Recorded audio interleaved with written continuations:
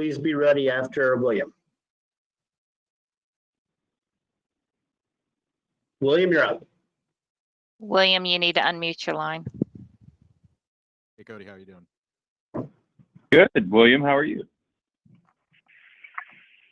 Guess I'll just get right to it and ask about the Rhodes last name coming back. What led to it?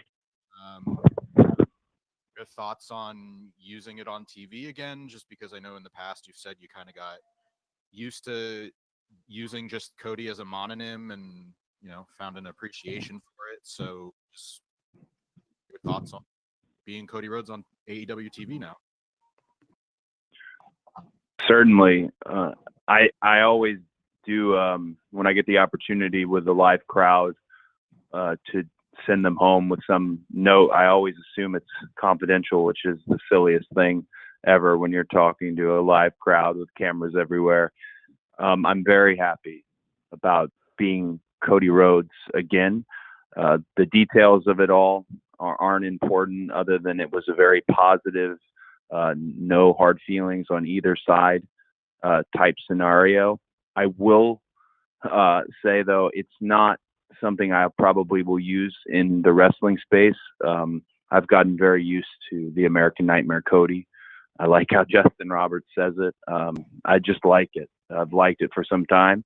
Where I'm most excited about Cody Rhodes being available again is when it comes to third-party ventures and things like Go Big Show that I just took part in, the show I was part of that's coming to TBS, and other projects like that, only because in our wrestling bubble that we're all in, and we're all a family and a part of, all of us, everyone kind of knows the saga of Cody Rhodes. When you dip your toes into different waters in other worlds, they may not understand, and they don't need that pre-existing equity or baggage. So it'll be nice to finally tell them what they can credit on the screen and where the SAG credits can go, and things of that nature. It was a very special day. I'm happy it worked out, and I'm very thankful for everybody who was involved. Thank you, Cody. Okay, Louis Dan Gore, you're up next, followed by Steph Francombe from Steel Chair Wrestling. Louis, floor is yours.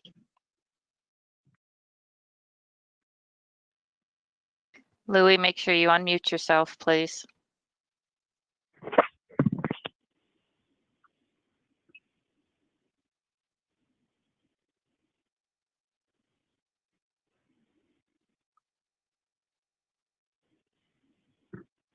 Can you hear me now? Yes, we can. Perfect. Sorry about that. Hi, Cody. How are you? Doing very well. Perfect. So a question I wanted to ask you, we've heard obviously on the buy-in, it's now going to be Allison, obviously formerly Sienna, Allison Kay versus Serena Deeb. So from what you obviously can tell us, how did that deal come to be? How is Allison Kay obviously in the position to be wrestling with you guys? And is this sort of a one-off, or are we going to be seeing her more and more on Dynamite and on Dark over the coming weeks and months? Sure. One thing that's really special about AEW is, and we say it, and it sounds like a shill, but it's not a shill. We're open for business. Our bridges are down and our doors are open. What came up with Allison and Serena, who I can't say enough nice things about either of them, but particularly Serena, what a strong presence he was on not last night's Dynamite, but the week prior. Just really talk about stepping up to the plate. And I've known Serena since I was 20 years old. She's a very, very special wrestler. But in terms of that match, having another women's match on the card, I think Tony Khan was the one who had the foresight to connect with Billy. He's always connecting with Billy when it comes to the NWA presence, which is a lingering thing, and it's a good lingering thing. They have a good relationship, and like I said, the doors are open and the bridges are down for different companies and people from different worlds to cross over, and that is what you're seeing with AEW Full Gear, having the NWA Women's Champion on the show, and having someone like Allison, who has a great deal of buzz and who's captured the imagination of the audience, especially just recently, a great veteran, revered and respected in the wrestling world. I think it'll be a hell of a match.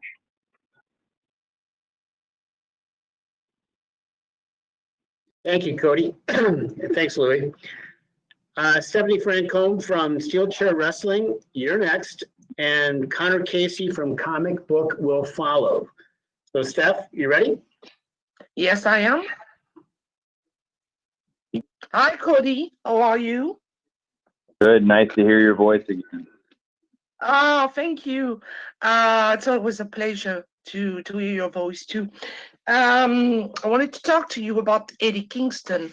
When we did the last call, Tony Khan explained to us you had a list of wrestlers that you were interested in working with, people like Ricky Starks or Eddie Kingston were a part of. And I wanted to ask you, because in a matter of a very few months, Eddie Kingston has become one of the other things in AEW. He is the #1 contender for the AEW World Title. So, what are your thoughts about Eddie's being on AEW and the way he catapulted himself to the top? Thank you. One thing that comes from the education I've had since I was a little boy, I've been in wrestling. I've seen it, talked about it every day. I could utter my first words. That education is very valuable when it comes to talent recruitment. And I take talent recruitment very seriously, particularly if you're wrestling me. And if I put my name on you, I expect that project to be an incredibly successful project.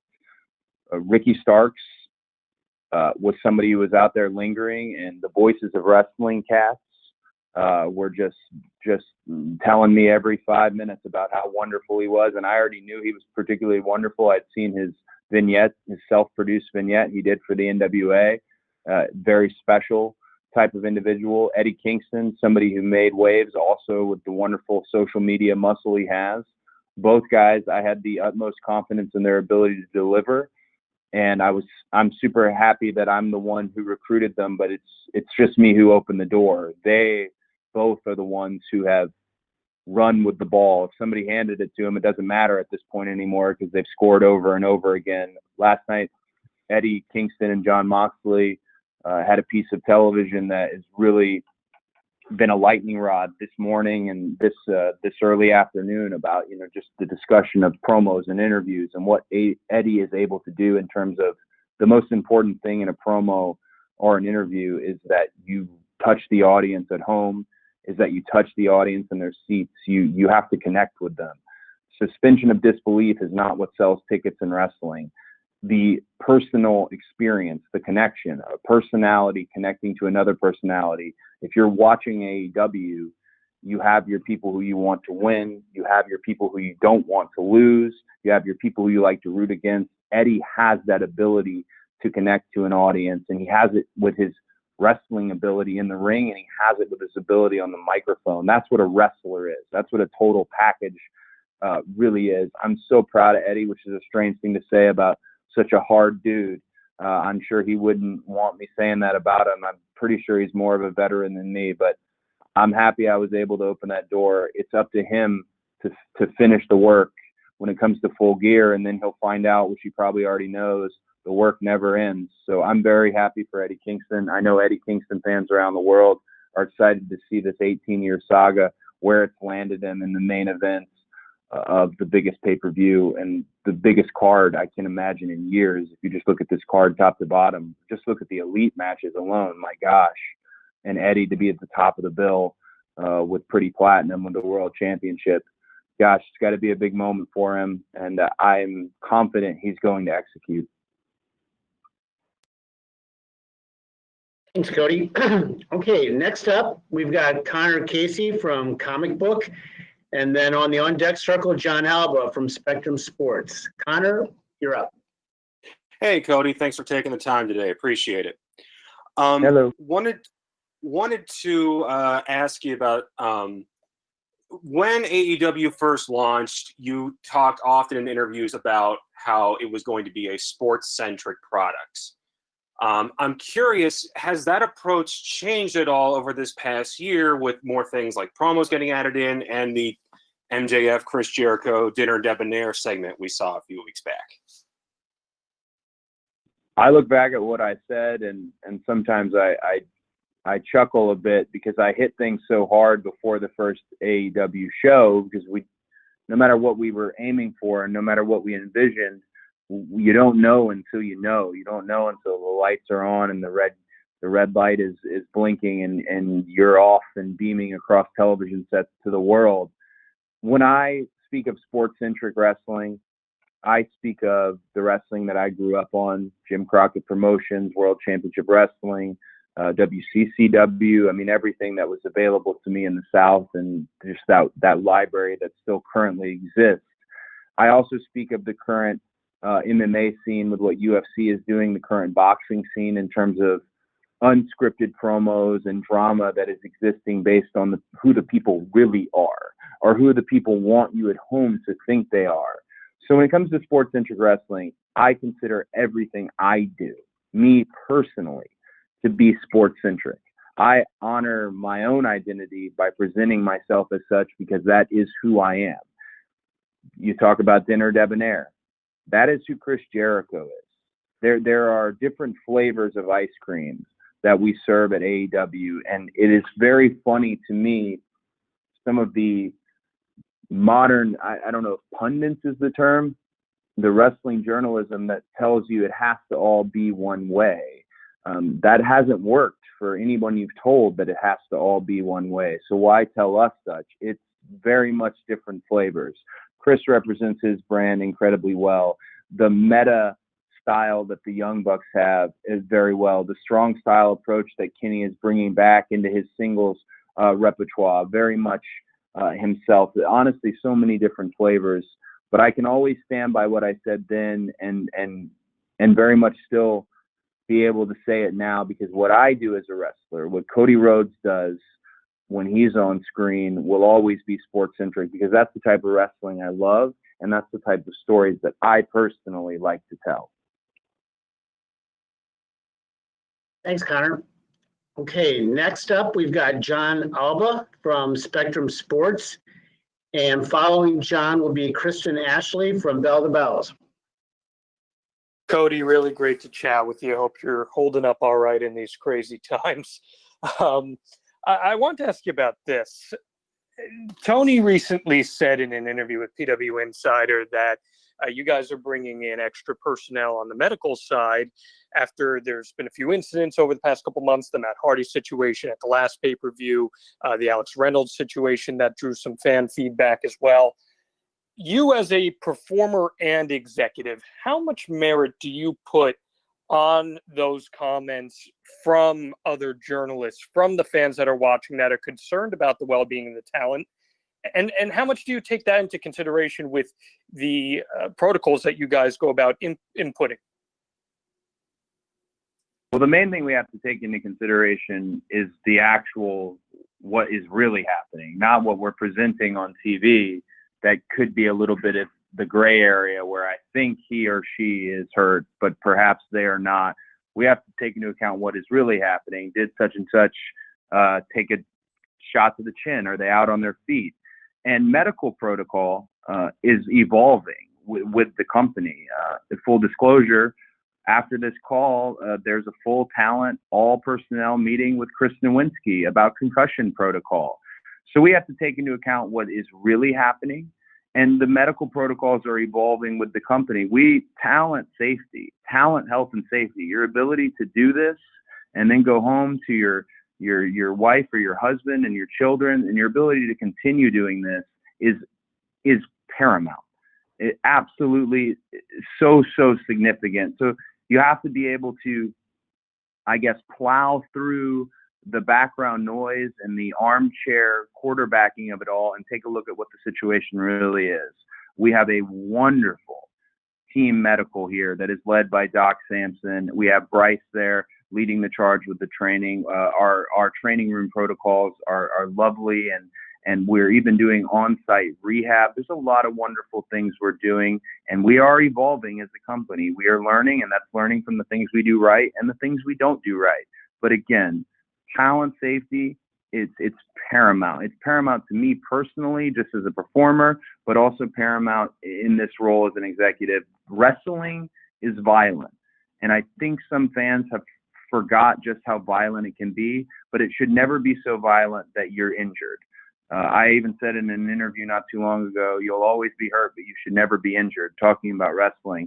And I want to make sure that our boys and girls are always healthy and always happy, and that their families trust us when they give us their bodies like they do. So short answer, concussion protocols, medical protocols are evolving daily with an effort of only bettering them. We do ourselves no service by running a sloppy shop or not having those protocols. We need those protocols, and we do have them. Thanks, Cody. Okay, Kristen Ashley from Bell to Bells, you're next, and then I'm going to go to a write-in question. Kristen, you're up. Hi, thank you. How are you, Cody? I'm good. How are you? Really good, thanks. So there's been some disappointment, a little disappointment from fans regarding the lack of storyline build for Shida versus Nyla. Can you comment at all on storyline decisions for this match? Of course. I personally am not disappointed, because my outlook on wrestling is there's a wrestling ring, and we have wrestlers, and we have rankings, and there will be matches. I do understand that for the last 20 years, fans have been conditioned to think that every match is going to start with a invisible camera and a piece of cake and catering, and someone takes that last piece of cake and now there's drama. Now there is a, quote, storyline. In our case, sports-centric. We're right back to it. I meant it when I said it. I hope folks aren't disappointed when they get this actual wonderful match between two incredible female performers. Shida, there is no one better than Shida. And I'm talking about our women's division, our men's division. But I am aware that for 20 years, they've been conditioned to every match needs to have a war and peace story connected to it. That will not be the case with AEW. We have wrestling matches because we're a wrestling show. It's in the title. And I hope if there was any disappointment in the build, there will be no disappointment in the execution. Thanks, Kristen and Cody. Okay, I've got a writing question delivered to us from Kyle Masters from All Elite Podcast. Cody, we have seen you and Darby go at it before in an AEW ring and put on a great match. Is there anything different this time around in preparation, maybe, that you're doing a little bit different to get ready for Darby? I had a conversation with Jim Ross yesterday about Darby. Who is Darby going to be in the future for AEW? Where does he play, and how it's a tough draw for him to be in there with me when I'm still on the climb up on this roller coaster. This run I've gone on is genuinely unexpected, and I can't apologize for my own hard work. I'm very excited about it. It's what I've dreamed of my whole life. But this is a very different Darby. This is Darby who now has experience with Jon Moxley. This is a Darby who's not bewildered by the big lights of this anymore. Darby is one of the most dedicated wrestlers at AEW. He doesn't party. He doesn't politic. He consistently thinks of his own brand and how his brand can lean in to the AEW brand. He is a loner, but I don't think he realizes he's also a leader because of how he leads by example. When this match was brought up to me, it's already a vastly different match because I'm dealing with a different Darby and you're dealing with a different me. I gained 14 real pounds during my hiatus, and I'm continuing the bulking cycle through Full Gear all the way to Revolution. So Darby's now in there with a full-fledged heavyweight. And Darby, the longer this goes, the more in his favor this match will be, because he's got the lighter, the lighter body weight, the lighter body fat composition. But I think your hot dog is not going to get cold for this match. Darby has not been able to beat me on 3 occasions. I don't think this will be any different. I don't mean to undersell my own match. I'm not looking past Darby, but I think there were other challengers that could have stepped up. And if Darby is the one, if he's not going to bend the knee again, then I'll stand corrected on that. I'm very proud of Darby. I said on the air last night, I solely recruited him when no one else wanted him. So I'm glad to have him in this match. I'm not looking past him at all.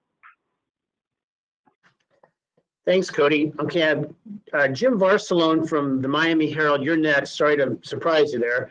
I forgot to call on you a little bit earlier. So, Jim, you're next. And then following Jim will be Amy Nemedy from WrestleJoy. Jim? Thank you. Can you all hear me okay? We can. Oh, great. Thank you, Cody. Yeah, I'm glad you mentioned Darby. Just what an incredible story for him, and to see a young talent like that. And that leads me to AEW Dark, which I really enjoy. You get an opportunity for good talent, maybe not as well known like Alex Chamberlain, Red Velvet, Kylan King, D3, and others, to work with established talent. And I'm just curious, whose idea for AEW Dark, and what is the goal of AEW Dark? So this is where I can take a little credit, but then I have to instantly give credit out, which I'm quite all right with. AEW Dark, the title was mine. I wanted to theme it after the Universal Dark monster movies that never happened in terms of its iconography and all of that. The concept was all parties, the EVPs and Tony Khan, of course, but where it's at now with so many independent wrestlers who are out of work due to COVID and due to the pandemic coming in, and so many matches. Dark is a staggering number of great matches every week. That credit is solely gone to Tony Khan and his love for the wrestling economy, bringing in some of the people like you named, and we're finding amongst that crop of talent in a much more conducive environment than a straight squash or straight enhancement where these competitive matches exist. We're finding some potential real diamonds. You mentioned Red Velvet. I think Red Velvet is somebody that's going to be a big part of the women's division. I genuinely do. And I didn't think that her first outing. It's been the second and the third outing, the continued application of what our coaches are giving them. Dark is another really wonderful space for our coaches and talent to go out there with super long leashes and have a lot of fun. We have Jerry Lynn, Dean Malenko, Dustin Rhodes, BJ Whitmer, Christopher Daniels, QT Marshall. We have these coaches from all walks of life and all different styles, and be able to be out there and not be hamstrung by Dynamite itself or those time parameters perhaps. It's really created a wonderful thing. Dark is, if I was not on Dynamite, I would want to be the king of Dark. Not unlike Ricky Starks is doing at this moment. He's very smart. I would want to be on commentary. I would want to be doing promos. I would be wanting to do competitive matches, enhancement matches. Dark's very special. And right now, Dark does not exist without Tony Khan and QT Marshall because they stay up all night. Me, little old me, I need to get my beauty rest. I have to sleep because I'm still wrestling. But Tony Khan and QT Marshall stay up all night coming up with the best darks for the best people. And it's really been something that has assisted and supplemented Dynamite, which it was intended to do, helping us find, recruit, and develop new talent. Thanks, Jim and Cody. So up next, we've got Amy Nemedy from WrestleJoy. And behind Amy, I'd like to ask Sean Leolis from CBR to be ready. Amy? Hi, Cody. Thank you for your time. I have a question. In a very short time, you've gone from debuting a new title to making the TNT Championship one of the most highly sought after titles in the world. How does it feel building and cementing your legacy with TNT? And who do you feel can best carry that torch forward? Well, that's a great question. And we really have to deliver with a question like that. We really have to deliver on Saturday in terms of the TNT title because, again, it goes back to that piece of cake example. 20 years, people have been preconditioned that other singles titles somehow are less than another title. We don't have any positioning of our titles other than what the fans dictate. Now, we can do our best to present you Jon Moxley as the world champion and the best wrestler in the world, PWI's #1, which I was genuinely super pissed about. I thought this year was my year. I don't want to get on a tangent, but I had this big plan to do a centerfold deal where it reveals and they do pyro. I was ready, and PWI keeps that list so close to the chest. But if you ever meet a wrestler who tells you they don't care about the PWI 500, you haven't met a successful wrestler. Believe me, we all care. I'm gunning for number one. I didn't get it this year. That random weird tangent aside, I love my favorite moment of the night is when I walk from my office to the go position and I have the title on, because it is such a beautiful physical belt. It is such a beautiful physical belt, and nothing feels more like wrestling than having that around my waist. It just is, it's perfect. And I think there's a number of people, if I wasn't carrying the TNT title, a number of people who could carry that title, because it really is at this moment the belt. It is the belt. It is the Ace Championship, as Jim Ross has dubbed it. I could see someone, if it wasn't me, someone like Pac, someone like Darby Allin, of course, someone like Scorpio Sky, Hangman Adam Page, Jon Moxley himself. I mean, there's no singles division better than what AEW has, hands down, in terms of the bell to bell. That title, if it leaves my hands, and inevitably you win some matches, you lose some matches, it will leave my hands at some point. When it does, I'm sure the person that's carrying it will carry it with the same amount of equity it was born with. It is a title that really, really matters. And all you need to do is just vanity search it, and you'll see the discussion. When there's discussion, that's a success. And it is the most widely discussed belt in all of sports, and I'm so proud to be the one carrying it. Thanks, Amy. Okay, Sean Leolis from CBR, you're up next, and you will be followed by Stephanie Chase from Digital Spy. Sean? Hey, Cody, thanks for taking the time to talk to us.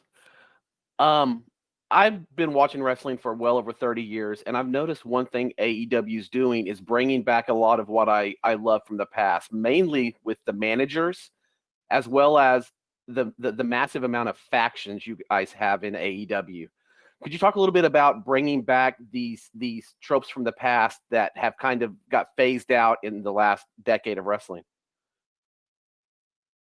Well, I think it's about bringing in people at a different phase in their career, perhaps. If you look at Vader in the early 90s, when they paired Harley Race with him, when Dusty put him and Harley together, it was a match made in heaven, made for great, entertaining matches with Sting, with Ric Flair. And when we look at how we present our legends and our luminaries, we present them as they are. We're not trying to tell you they're in their prime. We're telling you they're the experienced elder statesmen and stateswomen of our world. They're passing on the knowledge. Arn's a great example. Arn is not an on-screen manager. He is genuinely a coach, and he has been for me since 2007. Nobody was harder and meaner to me when I first started and debuted as a television wrestler than Arn Anderson. And that was what I needed. Some people respond to positive reinforcement. Some respond to negative. I needed that. I'm stepping into such a role in terms of being the son of the American dream. My gosh, that's an impossible hill to climb. Arn knew that and knew what I would need to do it. And look at how long it has taken. That's why it's so important that he's with me. And that's why it's so real. There ain't nothing fake about Arn Anderson as the coach. You can make fun of that play card. Maybe that's a little silly. But if you look at the actual card, there's real moves on there. In terms of the factions, not to get too far away from your question, factions, stables, groups, I look at what I'm doing with the Nightmare Family more as a team. It's to spread the real estate out. It's more of a like-minded team of people who like to do the work, a little bit of the goody two-shoes types, all American good guy types. And I like to have a young upstart, someone like Lee Johnson, who now will have Arn Anderson at his side to get that knowledge. I like that for what you see on screen and behind the scenes. Then you have the inner circle, a very traditional stable in terms of just how powerful and how much talent sits in one group and how much utility sits in one group. Look at what Jake Hager just did, undefeated, in terms of showing up to TV with both his eyes swollen shut, but still undefeated as an MMA fighter. And I like a lot what New Japan has done with its factions. If you're in a locker room in New Japan, chances are you're in some sort of faction, but it's more of a team. It's more of a camaraderie and a brotherhood. And I think, to perhaps answer your question best, the reason why it feels so traditional and feels so old school and likens back to those older days of wrestling is because it's very real. It's very real. I'll never look at anyone and tell them wrestling is fake. Never. It's because I know just how real what I do is. And when you put real on TV, it translates. It becomes real good entertainment. And those factions are genuine brotherhoods and camaraderies and sisterhoods. And that's what makes the difference, really living and dying on each other's success. I'm very picky with who I put in my own group because I want them to represent themselves and me in the best possible way. But I'm glad to hear you're enjoying how we are presenting things at the moment. And one thing that's very special to me, having had a wrestler as a father, I didn't always like how he was treated when he was older and he was brought in as a novelty. It would actually make me sick sometimes. That's why when we bring in our legends, we bring them in as legends. We expect nothing of them other than to be legendary and to respect them as such. And Tony Khan, being a student of this game who literally can pull out any fact, any match, just an absolute lover of this industry, really is good at leading by example and showing how we should showcase these luminaries. Thanks, Sean. Thanks, Cody. Up next, I've got Stephanie Chase. Then I'm going to have a write-in question for you, Cody. And then after my write-in, Mike Johnson from Pro Wrestler Insider. So, Mike, you're probably 5 minutes away or so. I just wanted you to be ready. So, Stephanie? Hi, Cody. Hello. Hey, great to get to talk to you. I'm from the UK, and we clearly love AW here from the stats that you shared a few weeks ago about Dynamite's success. So given this success, have you had any talks with ITV about further increasing your presence over here? And I know you had a UK show planned for this year. And last night, it seemed Jericho was really bigging up the UK in commentary. So even though things are so uncertain, have you made any plans for either coming here in 2021 or looking at ways to increase AW's overall presence here next year? Well, the goal of AEW from an executive standpoint, from where I sit, is always to expand. That's to capture international audience, casual fans, lapsed fans, and just recently, the data she's referring to, wonderful person here, and I'll shout him out. Chris Harrington put together an intense spreadsheet, and he color-coded it for the ones of us who didn't go to college, i.e. me, an intense spreadsheet on how well we were doing and how pointed the data was in terms of families and homes, in terms of 18 to 49, the actual youth of the United Kingdom and how plugged in they were. That type of success hopefully will beget more success and more penetration / presence when it comes to our great TV partner that is ITV. So those discussions, to be frank, have happened. And the discussion of us doing a show in the UK, that's a no-brainer. I know I'm not supposed to break any news, and ultimately Tony Khan is steering this ship, but I can tell you flat out, we will, when the gates open, when the world is open again, we will absolutely be in the UK. And I don't think for just one show. There's too many markets, and you haven't wrestled. You're not a wrestler, in my opinion, until you've wrestled in front of a UK crowd. There's nothing like it. They go a different way, and they go a very special way. So I'm really proud of that data. I'm proud to be partners with ITV. It was wonderful to see Pac back on the show last night, to have Anthony Go in terms of his commentary, learning from Taz and Excalibur at the desk. So our UK presence, hopefully we'll have a great 2021. We're definitely geared and heading that way, and I can't wait to see what else we do on ITV. Thanks, Stephanie. Okay, I've got a write-in question here, Cody, from Andrea Hangst from Sportskeeda. Cody, what are your thoughts about the Young Bucks taking a page out of your playbook, so to speak, and saying they won't challenge for the AW Tag Team Championship if they lose to FTR on Saturday night at Full Gear? Well, we're on our second annual Full Gear, and it was Full Gear last year where I had this stipulation made, and it isn't my fault. I don't mean to make excuses, and that sounded so terrible. It's definitely MJF's fault for throwing in the towel, but nonetheless, I can never challenge for the world championship again. I'm not going to challenge for it under a different name. I'm not going to be the Midnight Rider. We're not doing any of that stuff. I gave you my word. I do not want fans to think nepotism is involved. I do not want fans to try and put an asterisk on my career because I'm in any sort of management. I gave you my word as fans. I gave you my word as people who cover the industry. I will never challenge for the world championship. With that said, that was specific circumstances to me because I had grown up and that I had seen how the wrestling smarties, and that's not the best way to put it, I had seen how they came after my dad. And it wasn't until the last few years of his life, and certainly in death, people realized Dusty was the most over guy on the show. That's why he was wrestling Ric Flair, other than Rick at times. That's what it was. They sold tickets. And that personal experience and that genuine angst, that apology for something that never truly happened, as a son, carrying that forward is difficult. And it's really hard to wrap your head around, but that's where the stipulation came from. I wanted to do my best to avoid that in my life. I wanted to do my best, whether it was true or not. So with that in mind, I don't fully understand the Bucks wanting to do that in terms of, I wouldn't have recommended it. Matt and Nick Jackson are one of the best tag teams in the world, if not the best tag team in the world. And Nick Jackson's an outstanding singles wrestler in his own, which more and more people have discovered. And no doubt Matt is as well. I think doing this is a bad idea. And I told them that in the conversation we had. I think doing this is a bad idea. Look at me. I can never challenge for the world championship again. On this call alone, I've talked about the fact that where the belts mean and what the belts mean, but just optics standpoint, people think the world championship is the biggest championship in the world. It's called the world championship. So why wouldn't you want to be the world champion? And I just think it was a bad idea on Matt and Nick's part. Maybe they did not learn from my experience, but that's wrestling for you. That's a wrestler.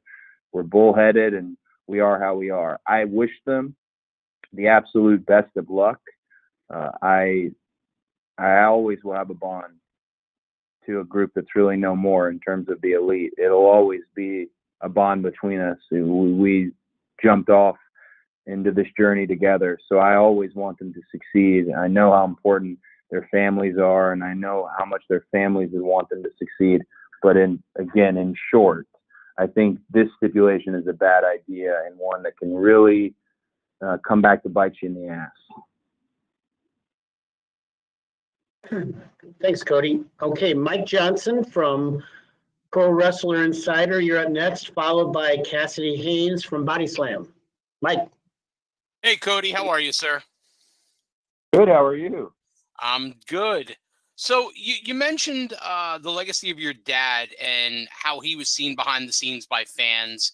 And obviously a big part of your AEW run is what you do behind the scenes. And there are some of the company who will refer to you as Tony Khan's right-hand man to me. I'm curious, as you've gotten deeper into the longevity of the company, how has how you approach your matches and how you approach your day-to-day changed, given you carry so many hats and now we're even in representing outside entities like the TBS variety show? Like, how do you kind of maintain your drive and how do you maintain the balance of everything when every day is so different and there's so many different plates to sort of spin at the same time? Well, I think the secret for me at the moment, and it seems to be working, is every day I don't take it for granted in terms of how successful we are at the moment and how successful we are as in terms of expanding our audience. I had the great education of living through what happened with WCW. I was there every Thursday when the ratings were faxed in to our home address in Marietta, Georgia. And my dad could talk to me about why Nitro did this and that, as he was a consultant at the time and an announcer. That type of experience has led me to always be guarded, pessimistic, and very grateful. So I only want to continue to grow. There are people, my full ambitions in terms of wrestling, how far I want to go. If I was to say them on this call, I think their minds would be blown. I have no intention of stopping this climb. I want everything. The world is not enough. But I'll tell you, I want it fairly. I want it on my merit. And when it comes to the different hats and this wonderful place that is All Elite Wrestling, I just every day am thankful for the opportunity that I get to do it. And I get an incredible high. There's absolute euphoria when you have a great segment yourself and you know you nailed it. The same feeling comes when you assist someone else, when you produce something else, when you write something for somebody else, when you give them a little thing and the next thing you know, it's turned into a whole story. That experience, I know that I like this job because I like that. I like that when I get to my office, even though Tony is the end all be all in terms of making decisions, I like when I get to my office at 1 o'clock on Wednesday, the door starts knocking then and it doesn't stop knocking until about showtime. I love that. I want every one of these people that we recruited and hired, these boys and girls, I want them to get something from this, and I want to be a good leader, and I want to lead by example. So for me, it's really a matter of staying grateful and being aware that more than anything, I got a little long-winded here, but being aware this could end at any minute. It's happened before, but I want us to be around for years and years to come. The data reflects that we will be, but we can't take that for granted. We have to build new stars, and it is my job to build new stars. And take a look at year one. Ricky Starks, MJF, Britt Baker, Sammy Guevara. We have a top, we have a middle, and we have a bottom. No other wrestling company can truly say that. Most have a top, then there's 50 miles down, then there's a bottom. We're able to move guys up from the middle, to move girls down from the middle, to move them up. That is a good sign for what we've done in year one. Now I look at year two and look at who's going to be the next. Is it going to be Anna Jay? Is it going to be Red Velvet? Who's going to be the next? Is Will Hobbs going to be the next single star? Staying humble and staying grateful, I think, will always put us in the position where we're trying to continue to expand and grow. Thanks, Mike. So we were going to call on Cassidy Haynes. I understand that pinch hitting for Cassidy is Jonathan McMahon, who's the managing editor for Body Slam. So Jonathan will be right with you. I want to give a heads up, though, to Timothy Battle from iHeartRadio, who will follow Jonathan. Okay, so Jonathan, you're up. Good afternoon, Cody. How are you? Hey, how are you? Can you hear me? Yeah, I am. I can hear you very much. I actually do have a question. I know that you guys have had discussions with TNT and Warner about having a second show brought onto their networks.